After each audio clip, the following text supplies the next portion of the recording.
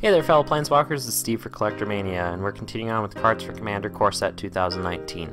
So today we're going to take a look at the Commanders, basically the really good legendaries for this set. As you may notice, I don't have any honorable mentions this time. Essentially they are actually in the creature section, so we're going to talk about them in a little bit. I unfortunately don't think that they are necessarily even worth mentioning here. The bad Commanders in this set are just bad Commanders. With that said, let's go ahead and take a look at our first creature. We've got Goreclaw, Terror of Sisma. So 3 colors and a green, legendary creature bear, 4/3. Creature spells you cast with power 4 or greater cost 2 colors less, which is an amazing cost reduction ability. I love these type of effects. Whenever Goreclaw, Terror of Sisma attacks, each creature you control with power 4 or greater gets +1/+1 and gains trample until end of turn. So both these abilities stack up really well with each other. This definitely leads into a very big like mono green stompy type deck. I think this could actually be pretty good for like potential 1v1 commander. We'll see what happens there. It doesn't have the protection that I'm usually looking for in the commander, but it definitely has a really cool effect. Overall, this creature doesn't really stack up to things like Animar Soul of Elements. That's like my first big comparison here. If you're going to run like a type of deck like this and you're going more than one color, you definitely want to stick with Animar. It is a far superior commander. That being said, Goreclaw does fit right into the Animar build, of course. But if you're looking for something a little bit different, you can definitely start running this guy as his own commander, monocolor, like Animar version, essentially just creatures. Lots and lots of creatures with high power and high toughness, stuff like that. First one that comes to my mind is Ronus. Essentially this ends up costing 1 for a 5/5 with Death Touch and Indestructible that actually is essentially active because your commander's on the battlefield. So I mean there's a lot of interesting like creatures like this that work well with this guy. Like Nylea is another great example. Yeah, you've kind of already got the overrun effect on your commander, but this just makes it actually a lot better with being able to pay 4 colors more, give something, or 3 colors and a green, give something +2/+2 until end of turn. Plus having all your creatures have Death Touch when they attack is also really cool. Obviously, like Yeva would love a creature like this, so if you're thinking about including in Yeva or vice versa, Yeva into Goreclaw works both ways. And then I think the thing that's on everybody's mind is just giant creatures like Ulamog, the Ceaseless Hunger. All of a sudden this thing costs 2 less, and you're already ramping a lot, so you're probably going to cast Ulamog a lot earlier than you ever should have been able to. Moving on to our next commander, we've got Say Master Thopterist. So 2 colors and a blue, legendary creature, Human Artificer, 1/4. Whenever you cast an artifact spell, create a 1/1 colorless Thopter artifact creature token with flying. You can pay a colorless and a blue, sacrifice 2 artifacts, draw a card. So this to me is just plain efficiency. This commander is definitely my favorite from the entire set. I know that sounds crazy with all these 3-color dragons running around, but this actually speaks to me more. The way that I kind of looked at it is you're essentially just trying to play a massive artifacts and draw massive cards. So if we look at like things like Padim, Council of Innovation, so 3 colors and a blue, 1/4. Artifacts you control have hexproof at the beginning of your upkeep. If you control an artifact with the highest converted mana cost or tied for the highest converted mana cost, draw a card. This actually used to be my go-to choice for mono blue artifacts until Sai was printed, so including Padim in the deck is definitely a shoe-in. And then further than that, I am really looking at like a theme of just like mono blue flyers, so Favorable Winds actually works really well into our strategy. Essentially giving all of our flying creatures +1/+1. So now those 1/1 Thopters are now 2/2s, so that's just killing our opponents even faster. And then you go past that into like things like Gravitational Shift. And all of a sudden your opponents are getting really worried. Now your 2/2s are now 4/2s essentially, and then if you have like Cage Sun or a myriad of other buff effects, all of a sudden your Thopters are 5 whatevers and they're just raining terror in the skies. So that's actually what we're looking for. The cool thing is there's actually a lot to support this type of build. So like Master Transmuter, this has been a artifact staple for a million years for a reason. Essentially you can return even a Thopter to your hand, like obviously it's just going to disappear, and then just put out something like Darksteel Forge.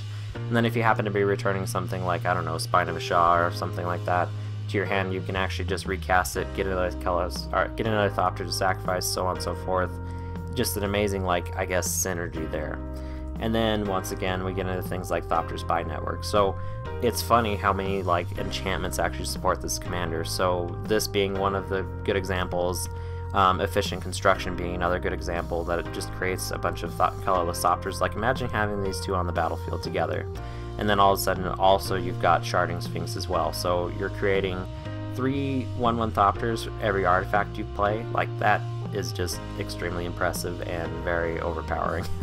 So look forward to a build of this. I think Eric's going to put up a deck tech that he's putting together. I'm actually brewing a Brawl deck as well, and I will probably be playing this guy sometime eventually in our gameplay, so look forward to that.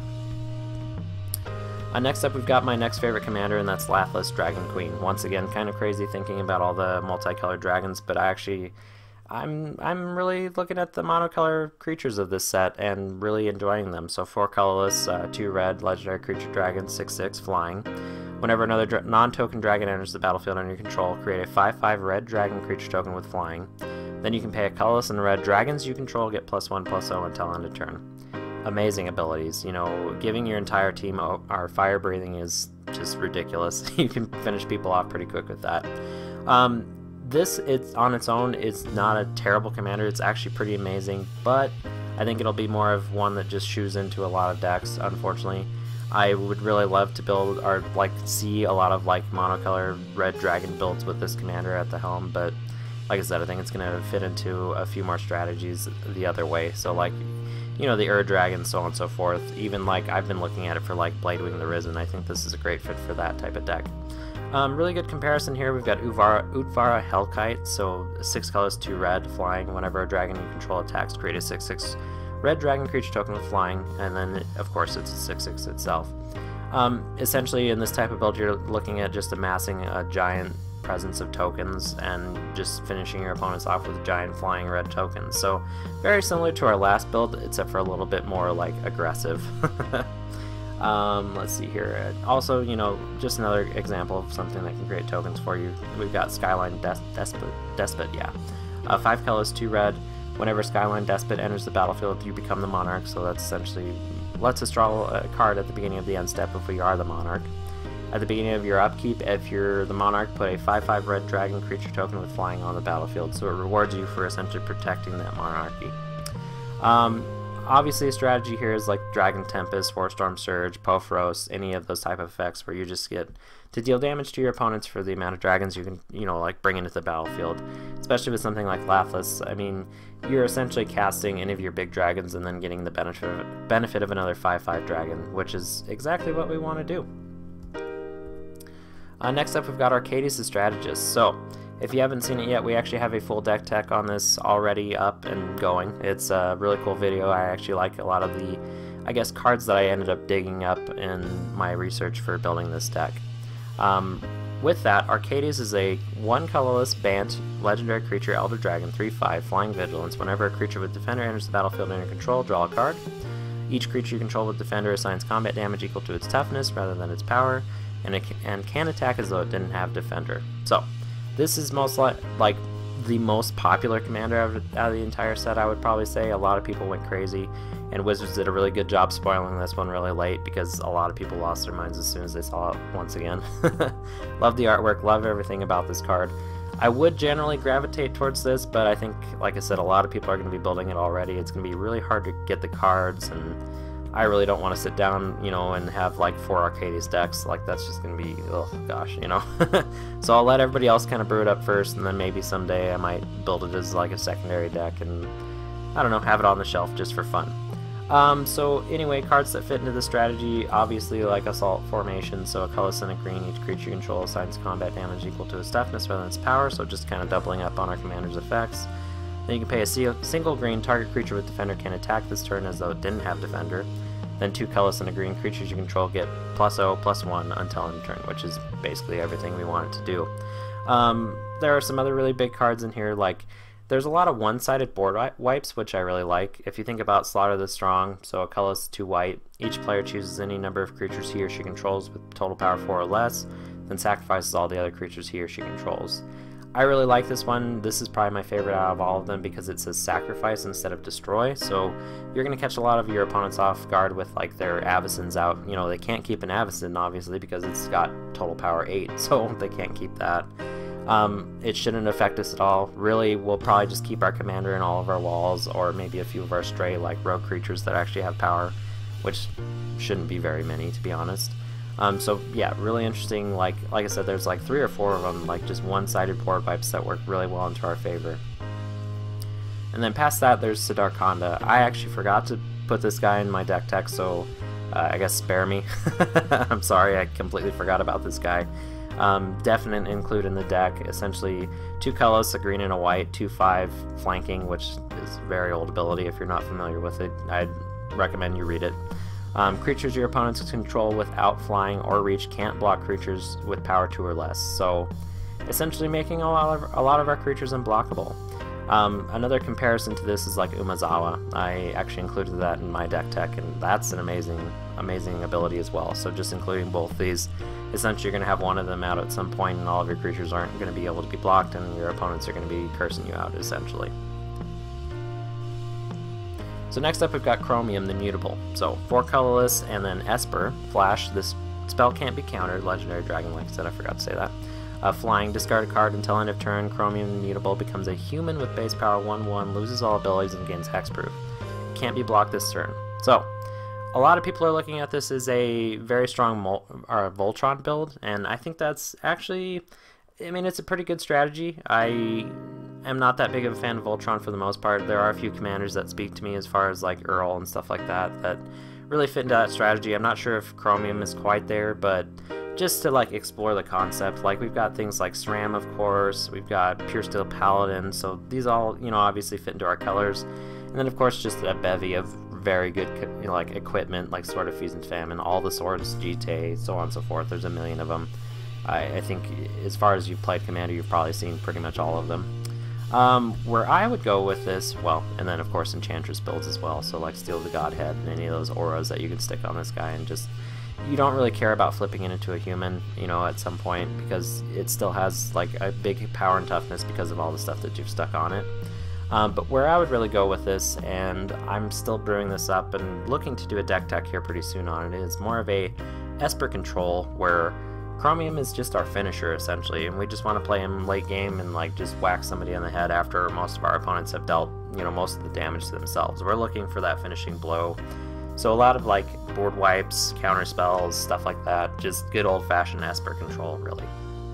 And that's where I think this card will actually fall into like Standard or, you know, any of those other formats, where it just becomes a finisher, and that's kind of where I'm looking for as like a deck tech. So look forward to that. It should be up at some point, hopefully in the next 2 weeks or so. Next up we've got Nicol, Bolas, the Ravager. So we actually have a deck tech on this guy as well. It's more of a themed deck, but I actually think it'll work pretty well in like competitive play for the most part. I mean, there are a few pieces that you might swap in and out and stuff like that, depending on, you know, your tendency towards like aggression or just sitting back, you know, so on and so forth. Nicol, Bolas, the Ravager. So we've got a Cullis and then Grixis. Flying, when Nicol, Bolas, the Ravager enters the battlefield, each opponent discards a card, which is an amazing ability. 4 Cullis and then Grixis. Exile Nicol, Bolas, the Ravager, then return him to the battlefield, transformed under his owner's control. Activate this ability only anytime you could cast a sorcery. So on the front side here, we've got an amazing creature that late game can essentially avoid a board wipe or any kind of destruction spell just by flipping itself over. Really powerful. The other side here is Nicol, Bolas, the Arisen. Legendary Planeswalker Bolas, starting loyalty 7, which is really high, really cool, actually. That's really great, actually. +2, draw 2 cards. -3, Nicol, Bolas, the Arisen deals 10 damage to target creature or Planeswalker. -4, put target creature or Planeswalker card from a graveyard onto the battlefield under control. -12, exile all but the bottom card of target player's library. So overall, really powerful abilities. Love the artwork. Not a big fan of his, I guess, face in this picture here. Everything else looks cool, but he kind of looks a little gremlin-ish, which I know a lot of people have criticized, you know, over the last couple of, I guess, art releases, but what can you do? Still a cool card. The way I really thought about this is I've actually had a Croesus the Purger build for a little while. It's definitely been like a pet project. I like Croesus. I don't know why. It's probably one of the first commanders I ever picked up, and that's probably why, actually, now that I think about it. So this actually fits right into that. Also, you can just run Croesus in this deck, just like a discard engine. We're looking at like a lot of wheel type effects, a lot of like Archfiend of Ifnir just benefits from like you just wheeling in your hand, and then everybody else's creatures getting -1/-1 counters from your discard, essentially. And then, you know, things like Megrim, making all of our opponents discard stuff. This is Grixis control at its finest. Essentially, we're just looking at a lot of hand control, a lot of counter spells, a lot of death and destruction. The obvious comparison here is like Nikusar the Mind Razor. Does Nicol Bolas replace Nikusar? No, not necessarily at all. Does Nicol Bolas fit into Nikusar? Maybe, depending on how like creature heavy your deck build is.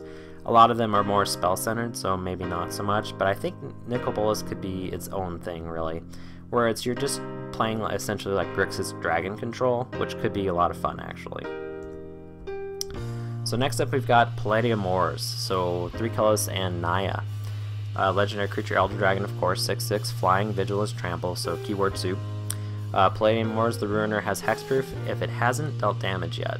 A really interesting take on this.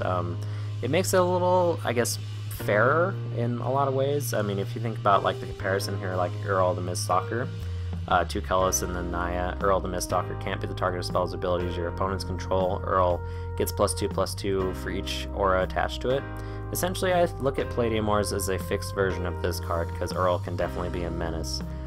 You're definitely looking at, once again, like a Voltron strategy. You're looking at suiting Palladia-Mors up and then just finishing your opponent off in one swing. Where this really, I think, has a benefit is like just late game, when no one's really paying attention to you. If you've cast this a second time, then all of a sudden one turn you just stack up all the enchantments and then just finish somebody off. That's essentially where this card is going to shine. Is it a better commander choice than Earl? No, I don't think so. Earl just has so much going for it, whereas this, it has a lot going for it, but it's maybe not as strong. It's got the evasion built into it, which is nice, but Earl, once again, gets the +2/+2 for each aura attached to it. But, like I said, it could be definitely a casual build.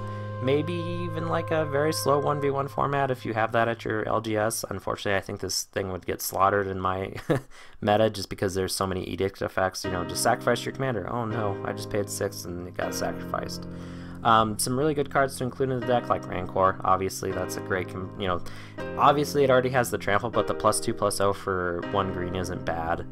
And they've got like Shield of the Oversoul, just giving itself some protection, so after it swings, it still has a little bit of, like, you know, indestructible being a great keyword. Not as good as hexproof in my opinion, but still something to be reckoned with, essentially. And then, you know, once again, we look at like SRAM Senior Artificer, just being able to draw a ton of cards from playing our auras. In Naya, that's not always easy, so there are a few includes in here that I would definitely look at. You could go more the Artifact Voltron build, but I think auras are where I want to be on this type of thing. So next up we've got Vaevictis Asmadi. This is actually the last one we're going to take a look at today, so 3 colors and Jund. Flying 6/6, when Vaevictis Asmadi, the Dire, attacks for each player, choose target permanent that player controls. Those players sacrifice those permanents. Each player who sacrificed a permanent this way reveals the top card of their library, then puts it onto the battlefield if it's a permanent card. So we're looking at a very chaos type build, and what we're trying to do essentially is play a bunch of permanents that we don't care that get sacrificed, so like Spine of Ashah is a perfect example. Essentially blow it up, we get a new permanent most likely, and then we get this back to our hand to cast again, and then eventually sacrifice to Vaevictis again.